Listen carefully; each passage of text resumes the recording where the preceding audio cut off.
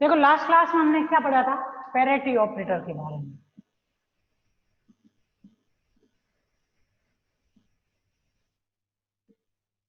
Parity operator के बारे में पढ़ा था, जिसमें मैंने बताया था कि पैरिटी ऑपरेटर एक ऐसा ऑपरेटर होता है जिसको किसी भी वेव फंक्शन के ऊपर ऑपरेट करने से उस वेव फंक्शन के निर्देशांक पहले वाले वेव फंक्शन की तुलना में क्या हो जाते हैं, विपरीत हो जाते हैं।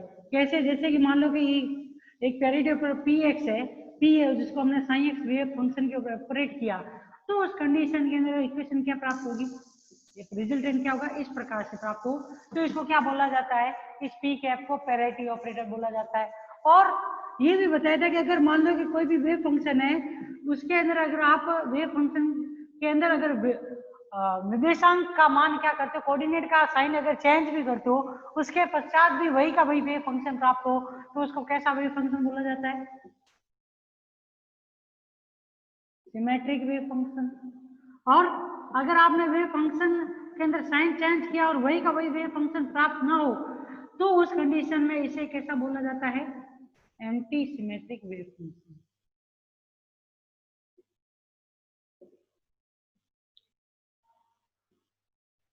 इसको हम इवन पैरिटी फंक्शन भी बोल सकते हैं, और इसको हम क्या बोल सकते हैं, ऑड पैरिटी फंक्शन भी बोल सकते हैं। इवन पैरिटी फंक्शन से मतलब ये होता है, इवन या फिर सिमेट्रिक वेव फंक्शन से मतलब ये होता है कि अगर आपने अंदर की तरफ फंक्शन जिसके ऊपर डिपेंड कर रहा है, जिस कोऑर्डिनेट के ऊपर, उसके साइन को बदल दिया, और साइन को बदलने के पश्चात भी अगर उस फंक्शन की कोई भी वैल्यू चेंज नहीं हो रही है, जैसे कि आप देखो कॉस थीटा को, तो कॉस थीटा और कॉस कोष्टक में माइनस की थीटा, ये दोनों क्या होते हैं, एक दूसरे के बराबर होते हैं। इस वजह से इसको कैसा फंक्शन बोला जाता है, इवन पैरिटी फंक्शन या फिर सिमेट्रिक फंक्शन भी बोला जाता है। ठीक है। और ऑड पैरिटी फंक्शन ऐसा फंक्शन होता है जिसके अंदर अगर साइन थीटा है वो किसके बराबर नहीं होगा, साइन माइनस की थीटा, या फिर आप ये कह सकते हो साइन माइनस की थीटा किसके बराबर होता है, माइनस साइन थीटा के बराबर होता है। तो इस प्रकार के फंक्शन को कैसा फंक्शन बोला जाता है, ऑड पैरिटी फंक्शन या फिर एंटी सिमेट्रिक वेव फंक्शन। इसके ऊपर नॉर्मली डेफिनेशन आप लोगों के पूछी जाती है 2 नंबर की, कि इवन पैरिटी फंक्शन या फिर ऑड पैरिटी फंक्शन या फिर सिमेट्रिक वेव फंक्शन या फिर एंटी सिमेट्रिक वेव फंक्शन किसे कहते हैं। तो आपको ये ध्यान रखना है, जिसके अंदर माइनस कोऑर्डिनेट के साइन को विपरीत या कोऑर्डिनेट को पहले वाले कोऑर्डिनेट की तुलना में ऑपोजिट कर दिया जाए, तो भी अगर वेव फंक्शन के ऊपर कोई फर्क नहीं पड़ता, कोई इफेक्ट नहीं पड़ता, वही का वही वेव फंक्शन है या वही की वही वैल्यू वापस प्राप्त हो, तो उसे कैसा वेव फंक्शन बोलेंगे, सिमेट्रिक वेव फंक्शन या फिर इवन पैरिटी वेव फंक्शन। यदि वेव फंक्शन के अंदर निर्देशांक का मान चेंज करने पर या निर्देशांक का साइन चेंज करने पर अगर फंक्शन चेंज हो जाता है, तो उसे कैसा फंक्शन बोलेंगे, एंटी सिमेट्रिक वेव फंक्शन या फिर ऑड पैरिटी वेव फंक्शन। इन तीनों इक्वेशन को एक साथ में लिखेंगे तो क्या प्राप्त होगा, plus minus sine minus of x. यहाँ पे आप देखोगे तो ये जो p है उसकी कितनी, 2 आइगन वैल्यू है, प्लस माइनस 1। जो प्लस 1 आइगन वैल्यू होती है उसके लिए ऑपरेटर को कौन सा ऑपरेटर बोलेंगे, इवन पैरिटी, या फिर उस कंडीशन में जो ऑपरेटर होगा उससे जो वैल्यू प्राप्त होगी, उससे जो वेव फंक्शन होगा वो इवन पैरिटी ऑपरेटर होगा, सॉरी इवन पैरिटी फंक्शन होगा। और माइनस 1 वाले वेव फंक्शन आइगन वैल्यू वाला फंक्शन जो होगा वो कैसा होगा, ऑड पैरिटी। ठीक है ना, ये आप लोगों को इसके अंदर ध्यान रखना है। यहां तक हमने कल पढ़ लिया था। अब देखो इसके ऊपर एक न्यूमेरिकल क्वेश्चन जो है आप लोगों के पूछा जाता है 3.5 नंबर का, वो एक न्यूमेरिकल क्वेश्चन मैं करवा देता हूं आप लोगों को।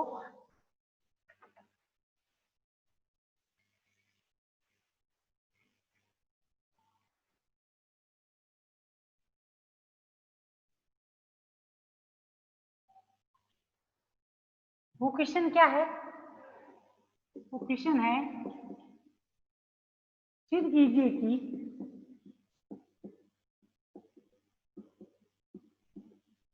कि पैरिटी संकारक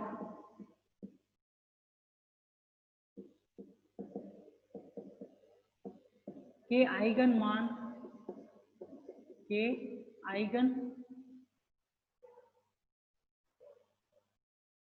मान क्या होते हैं, +- 1 होते हैं।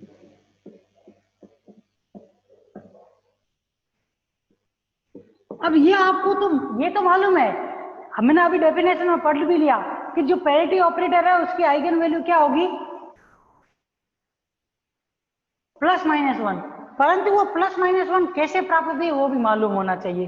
तो उसके ऊपर एक क्या है, 3.5 नंबर का क्वेश्चन पूछा जाता है। ये आप लोगों के इंपोर्टेंट क्वेश्चन है, आप लोगों को ये ध्यान रखना, ठीक है ना। तो इसको अब देखो, इसके अंदर +- आइगन वैल्यू कैसे प्राप्त होगी वो देख लो। जैसे कि मान लो कि कोई भी एक माना कि साइन एक्स क्या है, एक पैरिटी फलन, ठीक है। पैरिटी फलन, या फिर ये कह सकते हो कि साइन एक्स तरंग फलन, इसको आप पैरिटी फलन भी बोल सकते हो, जिसके ऊपर आप पैरिटी ऑपरेटर को अप्लाई करो और आपको अगर आइगन वैल्यू प्राप्त हो रही है तो उसको आप पैरिटी फलन भी बोल सकते हो उसके लिए, ठीक है। साइन एक्स तरंग फलन पर पी के पूछते में क्या बोलोगे, पैरिटी संकारक संक्रियत करने से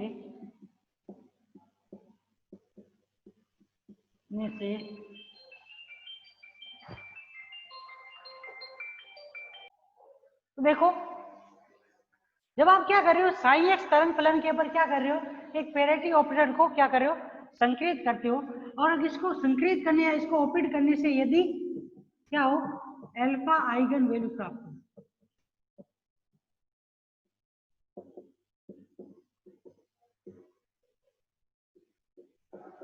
तब इसे हम गणितीय रूप में कैसे लिख सकते हैं, पी के साइन एक्स बराबर अल्फा साइन एक्स। एक बार फिर से इसके ऊपर पैरिटी ऑपरेटर को ऑपरेट किया तो साइन एक्स बराबर क्या आ जाएगा, इसको हम किस प्रकार से लिख सकते हैं, इस प्रकार से भी लिख सकते हैं, ठीक है साइन एक्स। यहां से ये वाला पी के साइन एक्स वाला मान इसमें रखोगे तो क्या आएगा, पी कैप कोष्टक में alpha sine x, alpha constant value बाहर आ जाएगी, आइगन वैल्यू है इसलिए, तो alpha P cap sine x. वापिस से जब पी कैप को हम क्या कर रहे हैं, फंक्शन के ऊपर ऑपरेट कर रहे हैं, तो हमें आइगन वैल्यू क्या मिलेगी, अल्फा ही मिलेगी। तो यहां से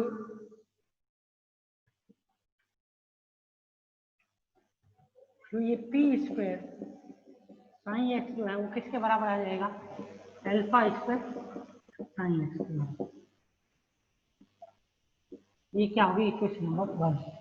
लेकिन आप लोगों ने जो समता संकारक, जिसे आप इंग्लिश में क्या बोलते हो, पैरिटी संकारक की परिभाषा में क्या पढ़ा है, कि परिभाषा से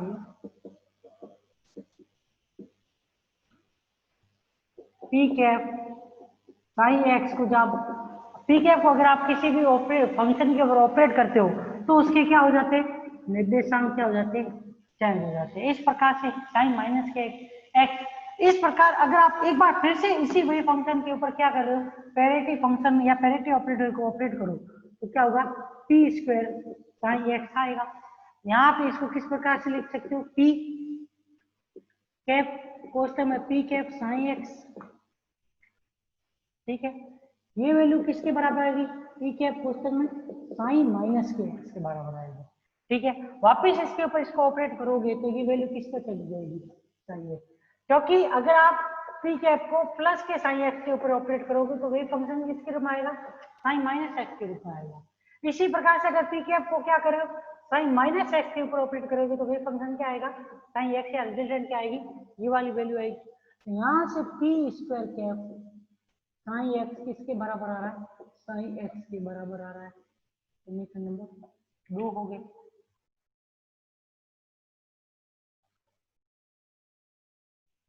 अब क्या करो, equation number 1 and equation number 2 की तुलना करने पर क्वेश्चन नंबर 1 और 2 की अगर आप क्या करोगे, तुलना करोगे, कंपैरिजन करोगे, तो यहाँ से ये अल्फा स्क्वायर जो है वो किसके बराबर आ रहा है, 1 के। तो अल्फा बराबर क्या हो जाएगा, +-1। अर्थात स्पष्ट है कि पैरेटी संकारक की आइगन वैल्यू क्या होगी,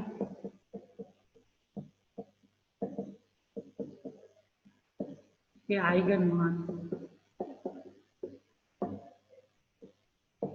क्या होते हैं, +-1 होते हैं।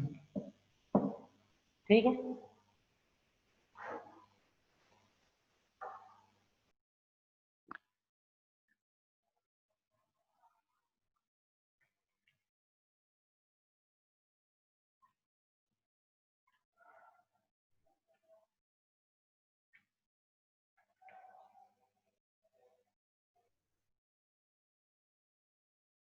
जैसे क्वेश्चन है,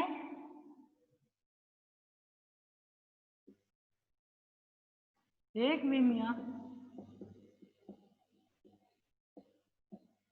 तरंग फलन, एक मिमिया तरंग फलन साइन एक्स बराबर क्या है, √2/a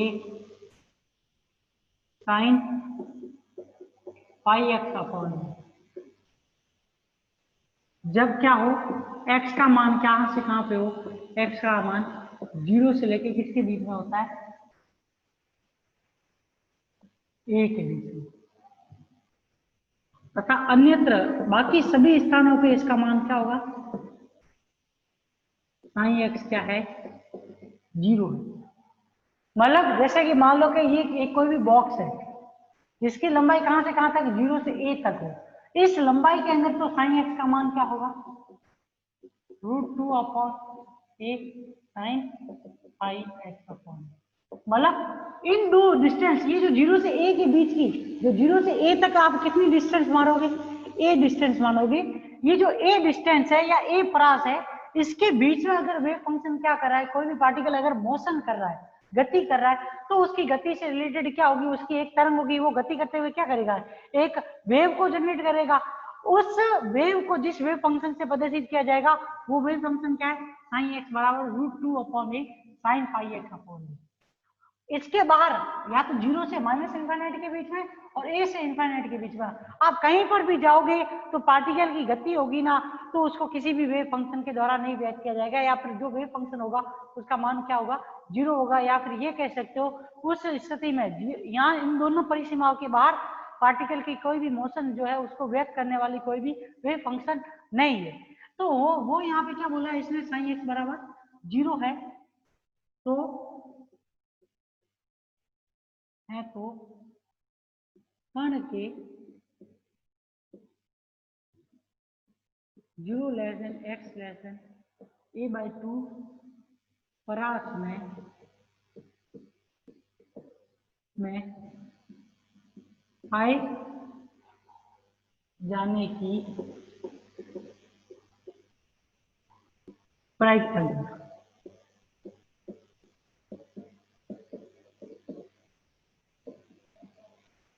अब इसने क्या बोला,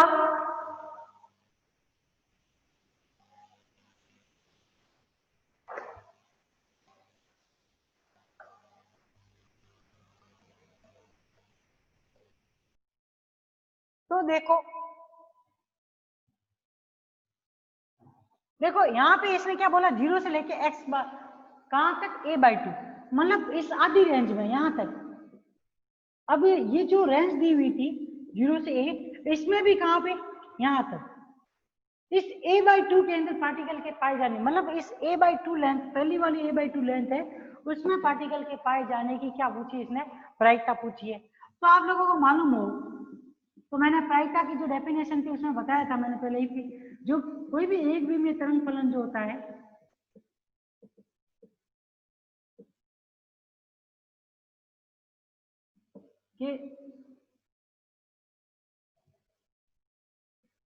कि जो प्रायिकता जो होती है वो क्या होती है, वो किस रूप में डिफाइन की जाएगी,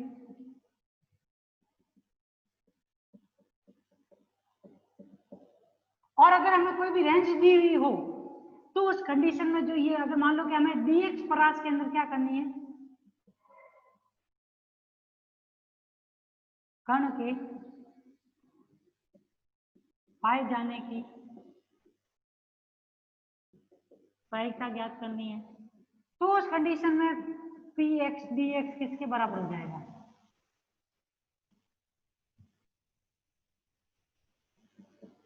sign x sine star x dx के बराबर हो जाएगा। ठीक है, क्योंकि यहाँ पे रेंज क्या है, x का मान कहां से कहां तक है, 0 से लेके a/2 तक है। जब इसकी रेंज 0 से लेके a/2 तक है तो उस कंडीशन में प्रोबेबिलिटी जो होगी यहाँ पर इस परास में कण की पाए जाने की प्रायिकता जो होगी वो क्या होगी, वो होगी आप लोगों के 0 to a/2 sine x sine star x dx के बराबर। अब देखो जो वेव फंक्शन दिया हुआ है वो कैसा वेव फंक्शन है, रियल वेव फंक्शन है। परास का मतलब लीलू आपके होता है रेंज हिंदी के अंदर, ठीक है ना, परास का मतलब होता है आपकी रेंज। ठीक है, तो यहाँ पे p बराबर क्या होगा 0 to a/2 साइन x का मान क्या दिया हुआ है √2/a साइन पाई x/a होता है। तो यहाँ पे जब 2 बार रखोगे तो वैल्यू क्या आएगी 2/a sine square pi x/a होगी इंटू dx। तो यहाँ से 2/a क्या आ जाएगा, बाहर आएगा, और 0 to a/2 sine square x के लिए जो सरसमीका लगेगी वो क्या होगी 2/1 minus cos 2πx/a into dx वाली सरसमीका लग जाएगी। तो अब इसका आकलन करोगे तो उस कंडीशन के अंदर आप समाकलन करोगे तब क्या प्रोबेबिलिटी प्राप्त होगी 1/a x minus sign 2πx/a multiply क्या आ जाएगा a/2π 0 to a/2। ठीक है, तो p बराबर क्या आ जाएगा,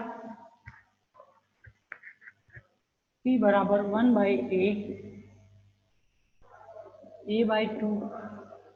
ठीक है, अब देखो यहाँ पे आप जब रेंज रखोगे 0 तो 0 की कंडीशन में ये क्या हो जाएगा 0 हो जाएगा, और पाई के ऊपर भी आपको मालूम हो तो जब आप ग्राफ खींचते हो इस प्रकार से ये π/2 ये पाई ये 2π और ये 3π/2 आपको मालूम हो तो पाई 2π और 0 इन सबके पर साइन का मान क्या होता है 0 के बराबर। तो इन इस लिमिट 0 से a/2 के लिए इसका मान 0 हो गया, तो p बराबर क्या आ जाएगा 1/2। मतलब जो रेंज आपको 0 से a के बीच में वापस a/2 दी है, यहाँ पे पार्टिकल के पाए जाने की प्रायिकता क्या है 1/2। और अगर यहाँ पे ये पूछ लिया जाता कि a/2 से a के बीच में पार्टिकल की प्रायिकता पूछ ली जाती तो वो भी क्या हो जाती 1/2। ठीक है ना, तो ये ध्यान रखना है, इस तरीके से आप लोगों को प्रायिकता का भी क्वेश्चन पूछा जा सकता है।